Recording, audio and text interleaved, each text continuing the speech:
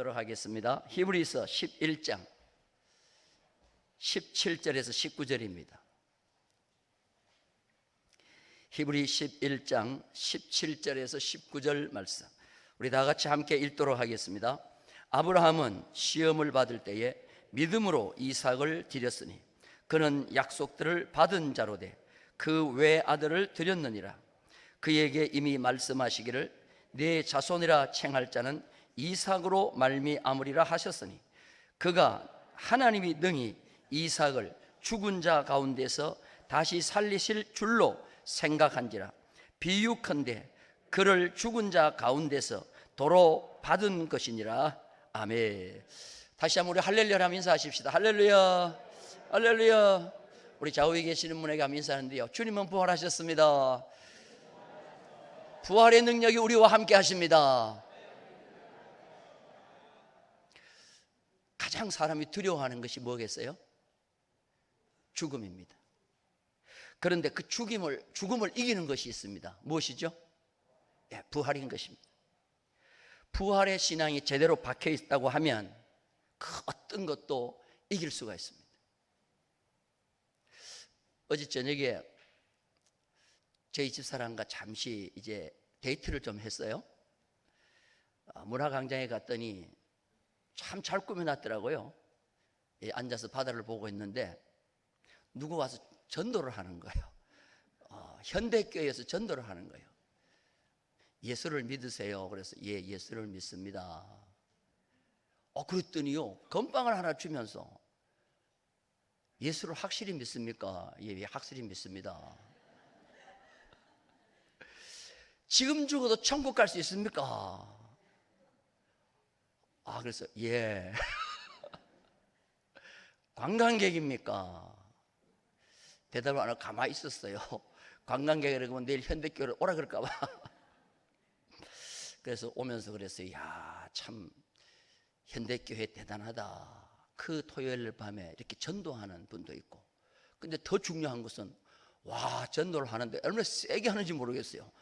지금 죽어도 천국 갈 수 있습니까? 나 그분 다시 한번 만났으면 밥 사주고 싶어요.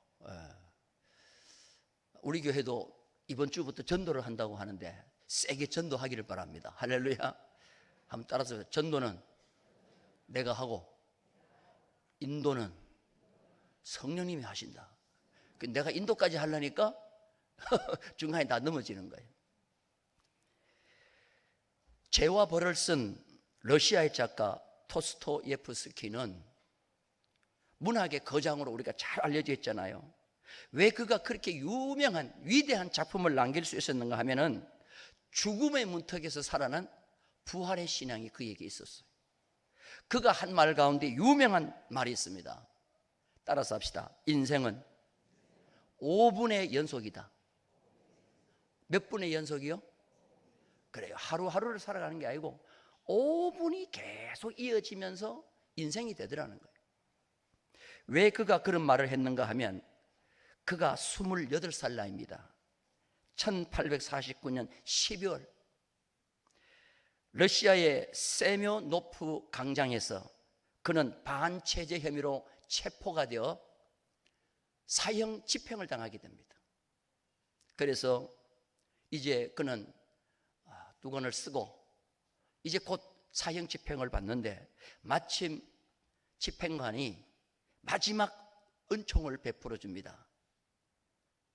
5분간의 시간을 주겠다 그랬어요. 5분간의 시간을 준다고 그럴 때 이 도스토예프스키는 다른 생각이 안 나고 가족이 제일 먼저 떠오르더래요. 부모님, 형제들, 이제 다 떠나는구나. 그럼 뭐 좀 생각하려고 그러는데 집행관이 사형 집행 2분 전 그러더라는 거예요. 그때 그는 후회할 시간도 없구나. 나는 왜 인생을 그렇게 헛되게 살아왔는가? 시간을 헛되게 살아온 것이 회개가 되더라는 거예요. 후회할 시간도 없다. 이제 집행관이 사형 1분 전, 그때 그는 모든 신체의 감각이 사라졌다. 차가운 칼바람도, 맨발로 서 있는 발도 실인 줄을 몰랐다. 이미 벌써 죽은 거나 마찬가지죠. 그런데 멀리서 말바꾸 소리가 막 타닥타닥타닥 들리는 거예요. 그러면서 한 병사가 소리칩니다. 사형 집행 정지. 그리고 흰 손수건을 흔들면서, 흰 수건을 흔들면서 황제의 정갈이다. 사형 집행 정지. 그리고 유배를 보내라 하는 거예요. 여러분, 이 이야기가 뭐 우리는 들으니까 남의 얘기죠. 실상 막상 이 죽음을 눈앞에 둔 그 도스토예프스키에게는 이것보다도 더 감격적인 얘기가 없죠. 그는 그 사형 집행장에서 내려와 가지고 시베리아로 이제 유배를 가게 됩니다. 4년간 유배를 하는데 유배지에서 그날 저녁에 자기 동생에게 쓴 편지가 있습니다. 그 편지에 인생은 신의 선물이다. 따라서 인생은 신의 선물이다. 지금 여러분들 살아가고 있는 이것이 누구의 선물이요? 신의 선물이 그러면 안 되지. 꼭 그렇게 가르쳐줘야 돼. 따라서 하나님의 뭐다?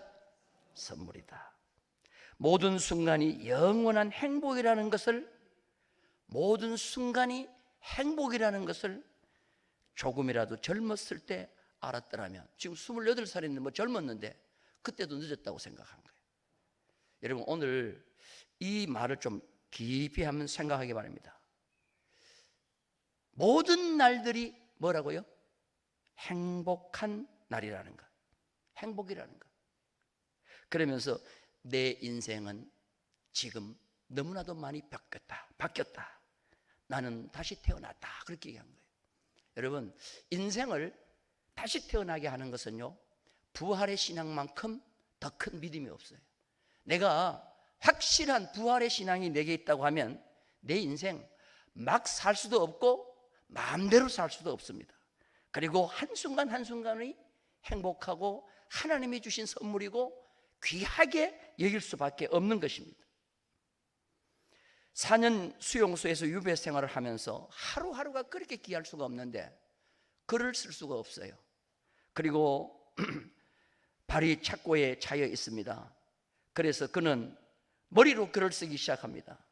그때 머리로 쓴 소설들이 유배 생활 마치고 난 뒤에 글로 표현했는데 그게 다 세계 위대한 작품들이 되는 것이죠. 그는 인생은 5분의 연속이라고 하는 그 한 가지 사실이 그를 그렇게 위대하게 만든 것입니다. 막상 오늘 저희들 우리에게 이 순간이 다가왔을 때 우리는 어떻게 대처할 것인가? 오늘 다시 한 번 더 우리는 부활의 신앙을 가지고 우리도 그 어떤 죽음 앞에서도 담대하고 우리의 남은 날을 정말 가치 있게 살아가는 우리 모두가 되기를 주님의 이름으로 축원합니다. 부활 신앙은 다른 종교에는 없습니다. 우리 기독교에만 있고 어떻게 보면 가장 큰 능력인 것입니다. 죽음을 두려워하지 않는 것만큼 더 큰 힘이 어디 있겠습니까? 이 세상에서 제일 무서운 사람이 누구겠어요? 나는 죽어도 좋다 하고 덤벼드는 사람이에요. 이 사람은 제일 무섭습니다. 그래서 부활신앙만큼 내 속에 간직된다고 하면 이것보다 더 강한 자가 없는 거예요. 부활신앙은 예수님이 부활하면서 생긴 게 아니에요. 구약 성경에도 보면은 믿음생활을 잘 살았던 사람은 다 한결같이 부활신앙을 가지고 있었습니다. 구약 성경에 나오는 인물 가운데 제일 힘들고 어렵고 병들고 죽음의 문턱까지 갔던 사람이 누구죠? 재산 다 잃어버렸어요. 자식 죽었어요. 몸에 질병 생겼어요. 아내 저주하고 떠났어요. 누구죠? 욥입니다. 욥이 왜 그렇게 어려운 그 순간을 다 이길 수 있었을까요? 부활신앙이에요. 그는 성경학자들이 얘기합니다. 성경에 기록된 최초의 부활신앙의 인물이라 이렇게 보는 거예요. 시편 앞에 있기 때문에 이 욥이 뭐 다윗 시대 인물인가 그렇게 생각하는데 그게 아니에요. 장르상 구별하다 보니까 시가서에 들어가서 욥기가 그 시편 앞에 있는 것이지 역사적으로 보면은 창세기와 똑같은 시대의 욥의 인물이라는 거예요. 욥이 병들었어요. 모든 걸 다 잃었어요. 잿더미에 앉아가지고 기하짝으로 몸을 끓고 있습니다. 친구 다 없어졌어요. 개들이 흩어요. 근데 마침 3명의 친구가 욥을 위로하기 위해서 오는 겁니다. 근데 맨 처음에는 욥을 위로하기 위해서 왔어요. 그런데 욥을 보는 순간에 욥을 저주하기 시작합니다. 이 친구들이. 오늘날로 얘기하면 언어 폭력을 하는 거예요. 그 언어 폭력이 너무너무 욥을 힘들게 합니다. 자, 우리 무슨 말을 했는지 보십시다. 욥의 친구 가운데 빌닷이 있습니다. 빌닷이 욥기 18장에 보면은 욥을 찾아와 가지고 첫 번째 무슨 말을 하느냐? 욥을 악인이라고 얘기해요. 사단이 얘기한 것과 똑같이 악인이라고 얘기합니다. 자, 욥기 18장 5절 볼까요? 다 같이 읽겠습니다. 시작. 악인의 빛은 꺼지고 그의 불꽃은 빛나지 않을 것이요. 악인의 빛은 꺼지고 욥이 지금 악인이기 때문에 빛이 꺼지고 있고 너의 불꽃은 빛나지 않는다는 거예요. 아, 이 얼마나 욥에게는 충격적이요? 자, 13절 볼까요? 자, 같이 읽겠습니다. 시작. 질병이 그의 피부를 삼키리니 곧 사망의 장자가 그의 지체를 먹을 것이며. 지금 이게 빌닷이 계속 욥을 보고 하는 말이에요. 욥, 너 피부병 이거 네가 죽는다. 사망의 장자가 너를 삼키리라. 여러분, 욥을 위로하기는커녕 계속 언어 폭력을 하는 거죠. 그리고 19절 말씀에 보니까 너의 후손 다 죽었지? 이제는 너 끝이야. 단절, 후손의 단절을 얘기합니다. 19절 말씀 다 같이 한번 읽겠습니다. 시작. 그는 그의 백성 가운데 후손도 없고 후예도 없을 것이며 그가 거하던 곳에는 남은 자가 한 사람도 없을 것이라. 욥의 몸꼴을 보고 악인이기 때문에 이렇게 되었다고 위로는커녕 저주를 계속하고 너의 때는 이것으로 끝났다 하는 거예요. 근데 이걸 몇 번이나 하는지 아세요? 욥이. 자, 우리 성경 봅니다. 3절 볼까요? 다 같이 읽겠습니다. 욥이 하는 말이에요. 시작. 너희가 10번이나 나를 뭐요? 학대하고도 부끄러워 아니하는구나. 욥이 지금 언어 폭력을 빌닷에게 계속 당하는 거예요. 세 친구가 와가지고 똑같이 다 얘기합니다. 욥이 얼마나 서러워하는지 몰라요. 자, 그런데 이건 18장에 욥의 친구가 욥에 대해서 이렇게 학대한 거예요. 그럼 19장에 한번 넘어가 볼까요? 욥기 19장에 가면 이제 욥의 종들도 아내들도 아이들도 욥을 인간으로 취급하지 않아요. 자, 우리 성경 한번 봅니다. 19장 16절을 볼까요? 종이 어떻게 욥에게 대하는가 보십시다. 시작. 내가 내 종을 불러도 대답하지 아니하니 내 입으로 그에게 뭐요? 욥이 부자일 때는 종들을 부르면 종들이 어떻게 했어요? 예. 그런데 이제는 욥이 병들고 온몸에 병들고 재산 다 잃고 나니까 종을 부르니까 종이 대답해요, 안 해요? 아이고. 그러면서 그 뒤에 뭐라고 얘기합니까? 내 입으로 종에게 뭐 해야 돼요? 간청을 해야 돼. 사정을 해야 돼. 종과 주인이 거꾸로가 된 거예요. 자, 욥이 지금 이런 상황이 됐습니다. 그런데요, 이것보다도 더 또 서글픈 것이 있어요. 같은 이불에 잠을 자면서 한 몸이었던 아내가 어떻게 하는지 보세요. 자, 우리 17절 말씀 볼까요? 다 같이 큰 소리로, 우리 여자분들이 좀 큰 소리로 한번 읽어봐요. 여자들이. 시작.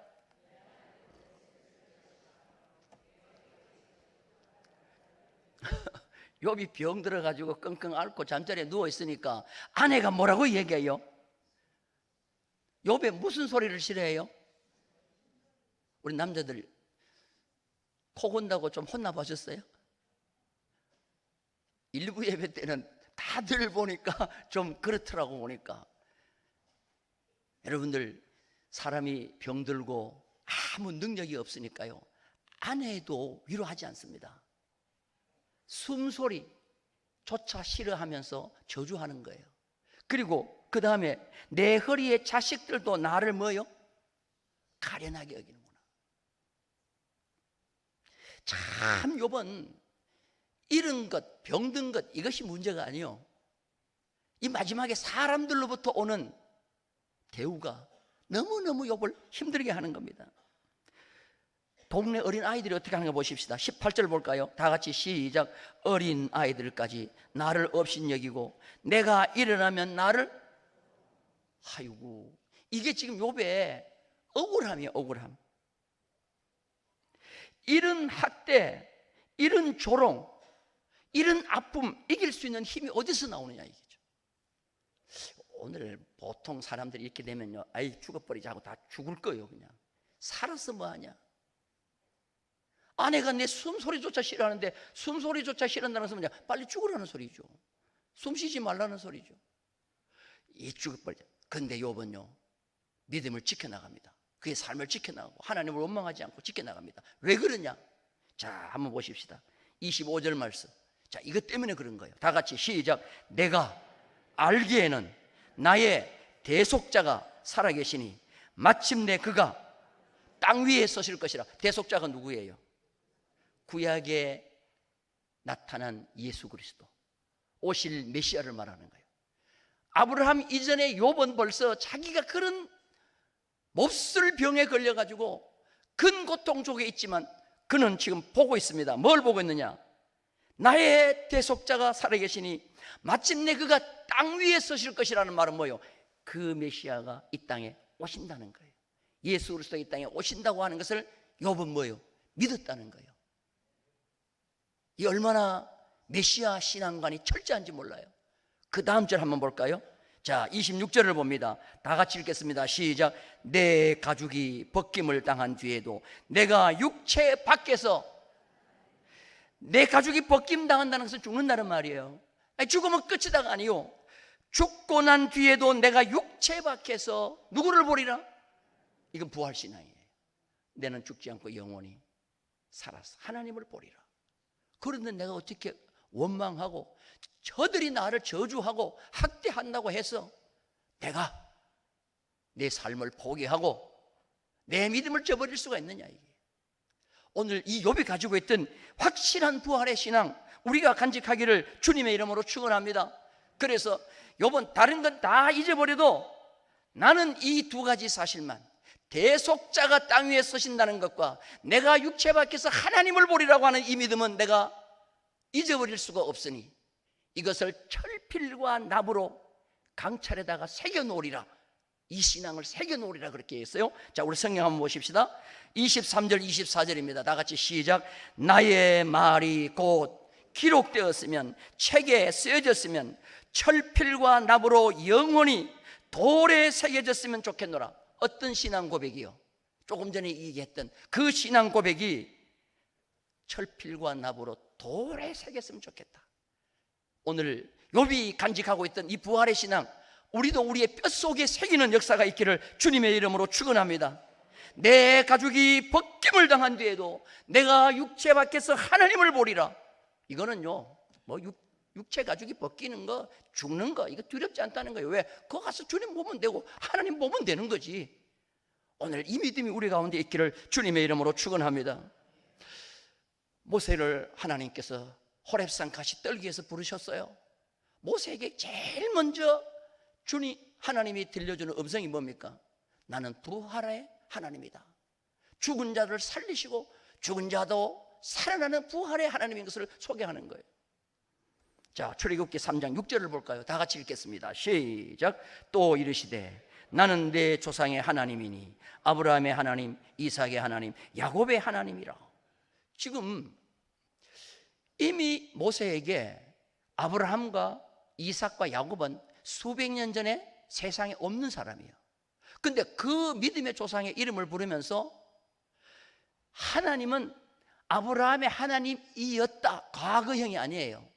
미래의 일 것이다도 아니에요. 하나님이다. 다시 말해서 현재 완료형입니다. 현재 완료형은 뭐냐? 아브라함의 하나님은 아브라함과 함께, 아브라함이 죽어도 그 아브라함과 함께 지금까지 계속 역사하는 하나님이라. 너에게도 똑같이 역사하리라. 이게 뭐냐면은 부활의 하나님인 것을, 부활의 능력을 가지신, 그것을 우리에게 주시는 하나님인 것을 소개하는 거예요. 그러면 이걸 더 정확하게 알려면은 신약에서 예수님이 이 말씀을 그대로 인용한 적이 있어요. 누가 앞에 인용했느냐? 부활이 없다고 주장하는 사두개인들이 있었어요. 그 사두개인 앞에서 이 말씀을 그대로, 모세에게 했던 말씀을 주님이 인용하면서 이거는 부활의 능력이 하나님에게 있다는 것을 말씀하신 것이라고 설명을 하셨어요. 자, 마가복음을 봅니다. 12장 26절 다 같이 읽겠습니다. 시작. 죽은 자가 살아난다는 것을 말할진대 너희가 모세의 책 중 가시떨기에 관한 글에 하나님께서 모세에게 이르시되 나는 아브라함의 하나님이요 이삭의 하나님이요 야곱의 하나님이로라 하신 말씀을 읽어보지 못하느냐. 27절 하나님은 죽은 자의 하나님이 아니요 산 자의 하나님이시라 너희가 크게 오해하였도다 하시니라. 할렐루야. 이게 오늘 우리 속에도 이 부활의 신앙, 부활의 능력을 우리에게 주시는 그 하나님, 우리와 함께 하신 하나님이 그런 하나님이라는 것을 믿는 이 아침이 되기를 주님의 이름으로 축원합니다. 욥과 동일시대의 인물인 아브라함도 믿음의 조상이 된 것은 다른 것 아니에요. 부활신앙을 가지고 있었다는 거예요. 부활신앙이라는 것은 오늘 그 어떤 어려움을 당하더라도 다 이겨낼 수 있는 능력이 거기서 나오고, 우리가 생각해 볼 때 그 어떤 순종하기 힘든 것도 순종하게 하는 능력이 부활의 신앙에서 나온다는 거예요. 오늘 본론으로 들어갑니다. 구약 성경에서 예수 그리스도, 장차 오실 예수 그리스도, 그가 골고다 언덕에서 십자가 지시고 3일 만에 부활하는 것을 제일 잘 예표적으로 보여주는 것이 뭐냐 하면 모리아 산에서 아브라함이 이삭을 번제로 드리는 그 사건이에요. 이삭은 장차 오실 예수 그리스도를 그대로 보여줍니다. 창세기 18장에 보면은 하나님께서 아브라함의 가정에 풍성한 대접을 받고 아들을 주시기로 약속을 하셔요. 약속을 하시는데 우리 성경 한번 볼까요? 창세기 18장 10절입니다. 다 같이 읽겠습니다. 시작. 그가 이르시되, 하나님이 이르시는 거요. 그가 이르시되 내년 이맘때 누가 돌아온다고요? 내가 반드시 내게로 돌아오리니. 이건 내가 누구예요? 하나님이 아브라함의 가정에 온다는 거예요. 내가 반드시 내게로 돌아오리니 계속 내 아내 사라에게 아들이 있으리라 하시니 사라가 그 뒤 장막문에서 들었더라. 내년 이맘때 생명 창조의 시간이요. 따라서 내년 이맘때 생명이 창조되는 시간에 하나님이 너희 가정에 들어오리라. 근데 그 하나님이 오는 아들이 이삭이라는 거예요. 그러면 이삭은 삼위일체 하나님을 볼 때 아브라함은 성부 하나님을 예표하고 이삭은 성자 예수 그리스도를 예표하는 그 교리가 여기서 맞는 거란 말이에요. 이해되시면 하면? 그게 하나님이 너희 가정에 돌아오리라. 그 하나님이 돌아오면서 아들을 주시는데 그 아들이 이삭인데 그 아들이 장차 오실 예수 그리스도를 미리 보여주는 귀한 아들이라는 거예요. 그래서 이삭은 예수 그리스도의 그림자입니다. 오늘 모리아산의 번제물이 되기 위해서 올라가는 그 모습, 예수님이 골고다 언덕에 십자가를 지고 올라가는 그 모습과 똑같은 거예요. 성경에 보면은 이삭을 독생자라고 그랬어요. 왜 아들이라고 그랬어요? 자, 우리 히브리 11장 17절 볼까요? 다 같이 시작. 아브라함은 시험을 받을 때에 믿음으로 이삭을 드렸으니 그는 약속들을 받은 자로 돼 그 외아들을 드렸다. 창세기 모세가 하나님 앞에 아브라함이 번제물로 이삭을 드릴 때도 독자 이삭을 드렸다, 그렇게 얘기했어요. 요한복음 3장 16절에 예수 그리스도가 이 땅에 오셨을 때 예수를 뭐라고 얘기했습니다? 독생자를 주셨다 그랬어요. 하나님에게는 하나밖에 없는 독생자를 이 땅에 주셨다 그랬어요. 자, 그런데 하나님은 하나밖에 없는 아들 이삭을 주셨는데 어느 날 아브라함에게 그 이삭을 모리아산에 가서 번제로 드리라고 하는 겁니다. 그런데 아브라함은 아무런 원망과 불평과 대꾸 없이 이삭을 모리아산에 번제로 드리기 위해서 모리아산을 향해서 가는 겁니다. 자, 3일 길을 걸어갔어요. 3일 길을 걸어가니까 저 앞에 모리아산이 보이는 거예요. 자, 우리 성경 한번 봅니다. 4절 말씀 우리 다 같이 읽겠습니다. 시작. 자, 3일 길은 뭐죠? 그렇죠, 완전 분리죠. 이제는 돌아올 수 없어요. 가야 돼. 그런데 저 앞에 아들을 번제물로 드려야 할 모리아산이 보여요. 그때 인간적으로 생각해보면 아브라함의 마음이 어떻게 하겠어요? 아, 저기서 아들이 죽는다. 아이고, 그냥 막 여기서 내 일찍 죽어버리자 그냥. 제 아들 어떻게 내가 죽이겠냐? 모든 사람들은 그렇게 생각할 거예요. 그런데 아브라함은 그 산을 보는 순간에 마음에 다시 한번 다짐합니다. 그래, 이 아들을 드리는데 이 아들은 살아난다. 하나님이 절대로 이 아들 받지 않는다. 나를 시험하고 있다 생각하고 희미하게 모리아 산을 보면서도 흔들림 없이 이제 한 단계 더 나아갑니다. 모리아 산에서 내가 아들을 잡아 번제로 드릴 때 혹이라도 이 일을 방해할 종들은 이 멀찌감치 떨어뜨리자 하고는 종들을 남겨놓고 아브라함과 아들 이삭만 가면서 이런 얘기를 합니다. 자, 우리 성경 한번 볼까요? 5절 말씀입니다. 다 같이 한번 읽겠습니다. 시작. 이에 아브라함이 종들에게 이르되 너희는 나이와 함께 여기서 기다리라. 내가 아이와 함께 저기 가서 예배하고 우리가 너희에게로 돌아오리라 하고. 자, 여기 예배라는 말이 처음 나와요. 지금 아브라함은 아들 이삭을 하나님 앞에 드리는 것을 뭐라고 그랬어요? 예배라고 그랬어요. 따라서 예배. 참 이게 진정한 예배인 것입니다. 내가 예배를 드리고 내가 돌아오리라. 그런데 내가 돌아오리라가 아니고 뭐예요? 우리가 돌아오리라. 우리는 복수잖아요. 복수면 누구가 돌아온다는 거예요? 아브라함도 돌아오고 이삭도 뭐요? 그럼 번제로 드렸는데 어떻게 이삭을 데리고 올 수 있을까요? 그럼 아브라함 속에는 이미 뭐가 있다는 거예요? 이삭은 하나님이 다시 살리신다. 절대로 이삭을 저기서 죽게 하지 않는다. 이게 아브라함 속에 가지고 있었던 믿음인 줄로 믿습니다. 자, 한참 가다가 절박한 대답이 난처한 질문 하나를 아들이 합니다. 이삭이 뭐라고 하느냐? 자, 7절 말씀 볼까요? 8절까지 읽겠습니다. 시작. 이삭이 그 아버지 아브라함에게 말하여 이르되 내 아버지여 하니 그가 이르되 내 아들아 내가 여기 있노라. 이삭이 이르되 불과 나무는 있거니와 번제할 어린 양은 어디 있나이까? 8절. 아브라함이 이르되 내 아들아 번제할 어린 양은 하나님이 자기를 위하여 친히 준비하시리라 하고 두 사람이 함께 나아가서. 자, 여러분들, 아들의 질문에 아버지가 대답하는 것, 이거 그냥 둘러대기 위해서 엉겹결에 한 말이겠어요? 아니면은 아브라함의 가슴 깊이 숨어있는 신앙에서 나온 고백이겠어요?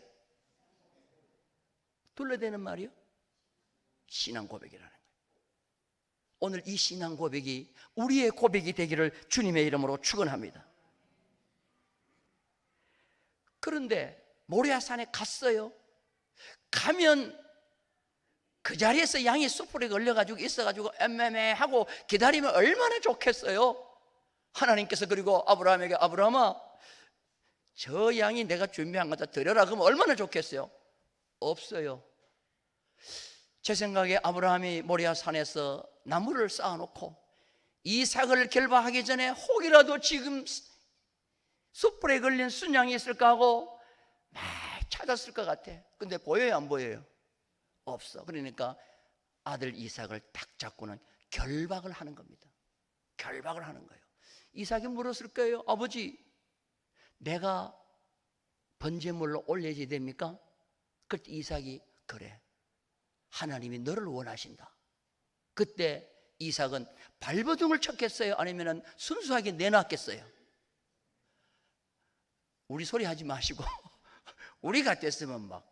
그때 성경에 보니까요, 한번 찾아보니까 이삭의 나이가 몇 살 정도 되는가 하면은 25세에서 36세 정도 됐다 그래요. 그럼 중간 딱 자르면 30세예요. 아브라함의 나이는 125세에서 136세 딱 자르면 130세예요. 그러면 30세와 130세, 30세면 제일 예수님의 공생애 할 때요. 그런데 그때 이 아버지 못 이기겠어요. 근데 순수하게 뭐예요? 이삭은 손을 내미는 것입니다. 그래 놓고 난 뒤에 드디어 아브라함은 칼을 잡는 거예요. 자, 우리 성경 한번 볼까요? 9절 말씀 우리 다 같이 한번 읽겠습니다. 시작. 하나님이 그에게 일러주신 곳에 이른지라 이에 아브라함이 그곳에 제단을 쌓고 나무를 벌려놓고 그의 아들 이삭을 결박하여 제단 나무 위에 올려놓고. 이게 예수님이 십자가 지실 때 십자가를 그대로 받은 아버지의 뜻이라면 이 자들 내가 받겠습니다 하는 그 주님의 순수한 순종의 모습이에요. 내 뜻대로 마옵시고 아버지의 뜻대로 되기를 원하나이다 하신 주님의 그 음성을 우리는 이 이삭이 번제단 위에 올라가는 그 모습을 통하여 알 수가 있는 것입니다. 자, 이삭을 나무 위에 올려놓고 칼을 잡았습니다. 칼을 잡아 이삭을 찌르는 순간에 하나님께서 급하게 아브라함을 부르는 거예요. 아브라함아, 아브라함아. 자, 뭐라고 말합니까? 12절 말씀 볼까요? 다 같이 읽겠습니다. 시작. 사자가 이르시되 그 아이에게 내 손을 대지 말라. 그에게 아무 일도 하지 말라. 네가 내 아들 내 독자까지도 내게 아끼지 아니하였으니 내가 이제야 네가 하나님을 경외하는 줄을 아노라. 자, 여기서 칼로 이삭을 결박하고 죽이려고 할 때 하나님이 아브라함아, 네가 이삭을 나에게 드린 것으로 하나님이 받겠다는 거예요. 너의 그 신앙을 보니 네가 나를 사랑하는 것이 이제는 증명이 됐다는 거예요. 왜? 아들 독자도 내게 드릴 만한 믿음이 네게 있다는 거죠. 그러더니 하나님께서 그때서야 순양을 예비하시는 거예요. 자, 13절 말씀 다 같이 읽겠습니다. 시작. 한 순양이 뒤에 있는데 뿔이 수풀에 걸려 있는지라 아브라함이 가서 그 순양을 가져다가 아들을 대신하여 번제로 드렸더라. 할렐루야. 자, 이삭을 단위에서 내릴 때 아브라함의 심정이 어떻게 했겠어요? 아브라함의 심정이. 자, 여러분들 표현 한번 해봐요. 아브라함의 심정이. 따라서 합시다. 이게 하나님이시구나. 여러분, 순종이 참 힘들 때 있잖아요. 하나님 왜 하필이면 납니까? 할 때가 참 많이 있어요. 아브라함이 합리적으로 하나님 앞에 질문을 던진다면요, 질문 던질 게 한두 가지가 아니에요. 내가 아브라함이 된다고 하면은 세 가지 큰 질문을 던질 것 같아요. 하나님, 100세의 아들 중 이삭을 이렇게 받으시려고 주셨나요? 이거 첫 번째로 던질 질문 같아요. 이렇게 하려고 아들 주셨나요? 두 번째, 이스마엘을 내쫓으라고 했지 않습니까? 그 이스마엘을 내쫓고 내 자식 아니라고 했는데 그러면 이스마엘을 살려주셔야지 왜 이삭을 내쫓으라고 했습니까? 세 번째 질문이 뭐냐? 하나님 저에게 교육을 시킬 때 실물 교육을 시키지 않았습니까? 하늘의 별을 보면서 내 후손이 별같이 된다고 하지 않았습니까? 그럼 하나님 그 나에게 말씀하신 것은 어떻게 됩니까? 여러분, 합리적 질문을 던질 수 있어요, 없어요? 충분히 던지죠. 그런데 이 아브라함 그거 하나도 안 던져요. 왜 안 던지느냐? 부활의 신앙이 있기 때문에. 부활의 신앙은요, 합리적인 질문 던지지 않습니다. 신앙적 고백밖에 있을 수밖에 없어요. 하나님이 자기를 위하여 친히 예비하시리라. 할렐루야. 이 믿음이 생기는 겁니다. 순종이 무엇입니까? 오늘날 믿음 생활하면서 제일 힘든 게 무엇입니까? 하나님의 비합리적인 명령에 내가 순종해야 할 것이 가장 힘든 거예요. 합리적인 명령 내리면 하죠. 근데 이거는 도저히 내 생각으로는 비합리적이야. 하나님이 그럴 수 없어요. 근데 거기에 순종하는 거예요. 이게 제일 힘든 거예요. 그런데 사랑하는 성도 여러분들, 내 생각과 내 합리적인 논리로 이해가 되지 않는 명령을 내게 하나님이 내리시더라도 아브라함처럼 아멘하고 순종할 때에 거기서부터 뭐가 나타나느냐? 부활의 역사가 내 삶 속에 일어나는 줄로 믿습니다. 근데 오늘날 우리는 다들 똑똑하기 때문에 합리적인 명령 앞에만 순종하려고 해요. 근데 신앙은 그게 아니라는 거죠. 이해되지 않고 도저히 생각할 수가 없는 하나님의 명령도 하나님이 자기를 위하여 친히 이삭을 부활시키리라고 하는 그 아브라함의 그 믿음, 오늘 그 믿음이 우리 모두의 믿음이 되기를 주님의 이름으로 축원합니다. 그래서 히브리 11장에 보면은 믿음의 장 아닙니까? 믿음의 선지자들을 쭉 설명하면서 아브라함의 믿음을 최고로 높이면서 하는 말이 뭐냐면, 아브라함은 부활의 신앙을 가지고 있었다는 거예요. 이삭을 죽은 자 가운데서 살리실 것을 믿었다는 거예요. 자, 우리 11장, 히브리 11장 19절 말씀, 오늘 읽은 말씀 다시 한번 생각합니다. 시작. 그가 하나님이 능히 이삭을 죽은 자 가운데서 다시 살리실 줄로 생각했다는 말이 믿었다는 말이에요. 그래서 오늘 말씀의 제목을 다시 살리실 줄 생각한 믿은 아브라함이라는 거예요. 오늘 이 믿음이 우리 가운데 있기를 주님의 이름으로 축원합니다. 그리고 이 신앙을 누가 가지고 있었느냐 하면 바울도 아브라함이 이 신앙을 가지고 있다는 것을 고백했어요. 자, 로마서 4장 17절입니다. 다 같이 읽겠습니다. 시작. 기록된 바 내가 너를 많은 민족의 조상으로 세웠다 하심과 같으니 그가 믿은 바 하나님은 계속 죽은 자를 살리시며 없는 것을 있는 것으로 부르시는 하나님이시라. 할렐루야. 따라서 합시다. 죽은 자를 살리시며 없는 것을 있는 것으로 부르시는 하나님. 나에게는 없어요.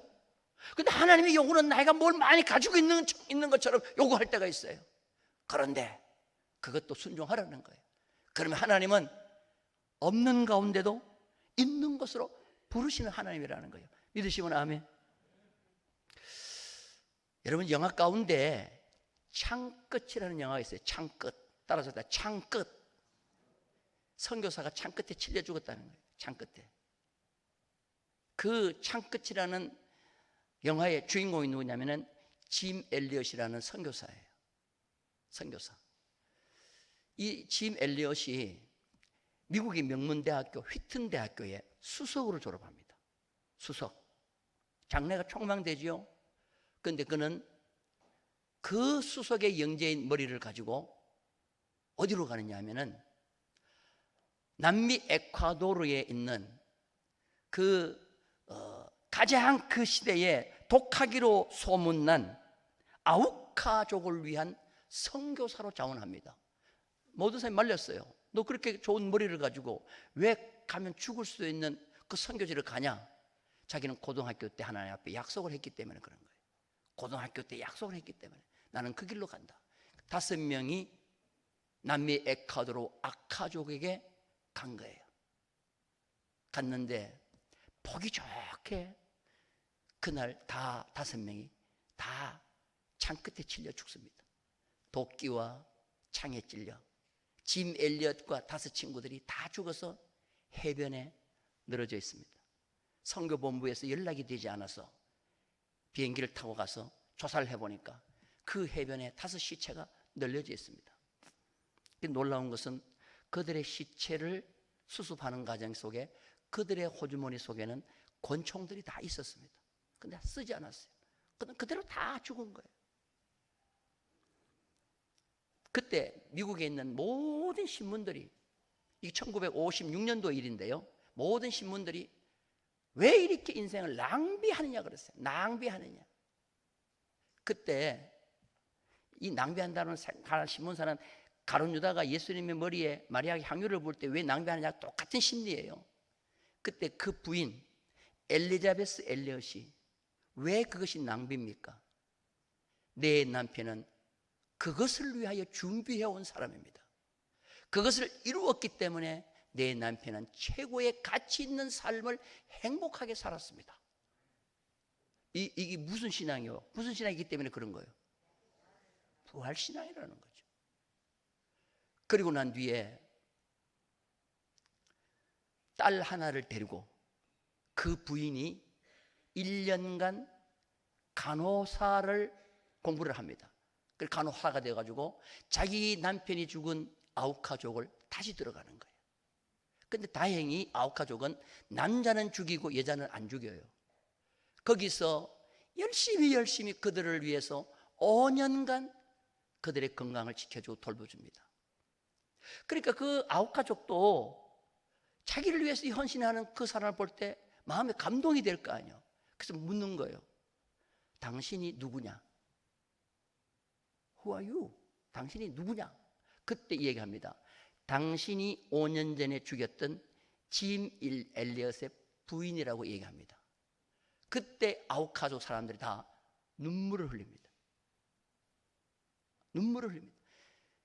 이게 그리스도를 믿는 사람에게 나타나는 현상이라고 하면 우리도 당신이 믿는 예수를 믿겠다. 그때부터 그 아홉 가족 마을에 교회가 세워지기 시작합니다. 그리고 그 교회의 담임 목사들도 전부 누가 가느냐? 거기서 순교한 5명의 선교사의 아들들이 담임 목사로 갑니다. 그리고 그 교회 장로들이 세워지는데 5명을 죽였던 살인자의 아들들이 장로가 되어 그 교회를 섬깁니다. 이거는 무슨 신앙 때문에 이런 일이 벌어질 수 있죠? 그렇죠. 부활신앙이라는 거예요. 여러분, 짐 엘리엇만 그런 게 아니에요. 이 짐 엘리엇보다도 50년 전에 경남 선교를 위해서 호주에서 선교사가 올 때 데이빗 선교사가 짐 엘리엇하고 똑같습니다. 호주 대학을 톱으로 졸업합니다. 수석으로 졸업합니다. 그리고 교수로 채용됩니다. 그런데 한날 신문에 보니까 조선이라고 하는 나라 미개국에서 선교사를 필요로 합니다는 그걸 딱 보는 순간에 그 교수의 직책을 포기하고 선교로 부산을 옵니다. 여러분, 모든 사람이 지건 낭비라고 생각했을까요? 지건 잘못된 선택이라고 했을 거예요. 그럼 그가 한국에 와가지고 선교를 하느냐? 아니에요. 6개월 만에 서울에서 부산으로 내려오다가 걸어서 내려오는 거죠. 내려오다가 비가 몹시 옵니다. 잠시 피해서 잠잔 곳이 상여집, 곳집에서 잠을 자는 거죠. 그 전날 그 상녀는 장티푸스 환자를 장례식 치는 상녀인데 그 세균이 자기에게 그대로 감염이 됩니다. 부산에 도착하자마자 고열로 죽습니다. 선교 하나도 못 찾은 거죠. 그런데 그것이 허비입니까? 낭비입니까? 아니죠. 그 한 알의 씨가 땅에 떨어져 죽었으니 많은 열매가 오늘 충무교회를 비롯한 이 경남 지역의 복음의 역사가 이루어진 줄로 믿습니다. 여러분, 이 피가 직접적인 영향을 끼친 게 우리 충북교회란 말이에요.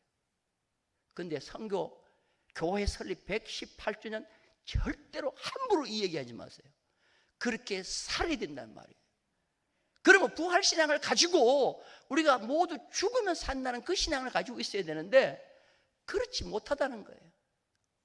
우리의 역사를 돌아보면 그런 신앙을 가지고 있는 순수한 자들이 많지 않았다는 거예요. 우리 새 역사를 이 부활의 신앙으로 우리 교회의 새 역사를 다시 쓰는 역사가 이 부활의 아침에 우리 가운데 있기를 주님의 이름으로 축원합니다. 말씀을 맺습니다.